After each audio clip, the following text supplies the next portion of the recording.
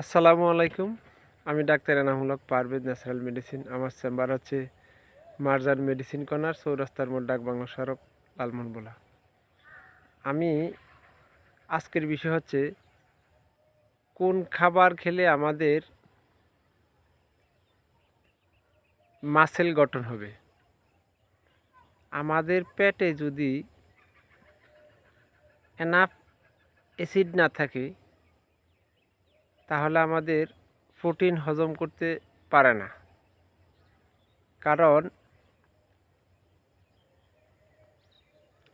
Protein হজম করতে আমাদের এনাফ অ্যাসিডের প্রয়োজন আছে, আর এই পর্যাপ্ত অ্যাসিড যদি না থাকে তাহলে আমাদের বডিতে অ্যামাইনো অ্যাসিডটা আসে না। এজন্য আমাদের খাবারের আগে আমরা আপেল সিডার ভিনেগার খেতে পারি, অথবা একটু কুমকুম গরম পানির সাথে আদা পানি খেতে পারি, অত খাবারের সাথে আমরা লেবুটা খেতে পারি।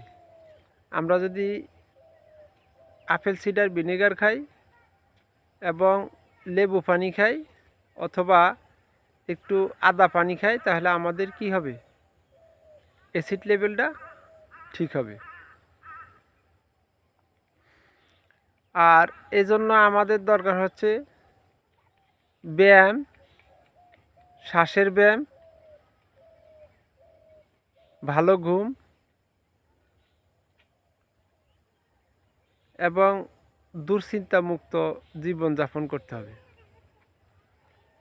এই নিয়মগুলো যদি আমরা করি তাহলে আমরা তাও পেটের মেটাবলিক সিস্টেমটাকে স্বাভাবিক অবস্থা ফিরিয়ে আনতে হবে। তাহলে আমাদের প্রোটিনগুলো ভালোভাবে ভাঙবে, আমাদের মাসেলটা সঠিকভাবে গঠন হবে। আর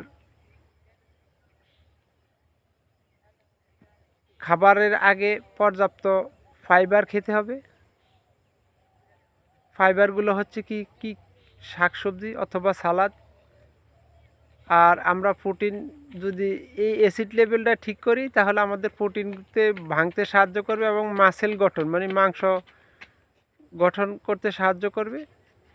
এজন্য আমরা খেতে পারি প্রোটিনের মধ্যে মাছ, ছোলা, ডাল, লাল মাংস, ডিম, দুধ, এগুলো যদি খাই তাহলে আমাদের মাসেল গঠন করতে সাহায্য করবে। এজন্য আমাদের পেটে পর্যাপ্ত এনাফ অ্যাসিডের দরকার আছে, আর অ্যাসিডটাই কিন্তু আমাদের প্রোটিন ভাঙতে সাহায্য করে। আমার কথাগুলো থেকে যদি একটু উপকৃত হন দয়া করে একটু লাইক, শেয়ার, সাবস্ক্রাইব করে দিবেন। আল্লাহ হাফেজ, আসসালামু আলাইকুম।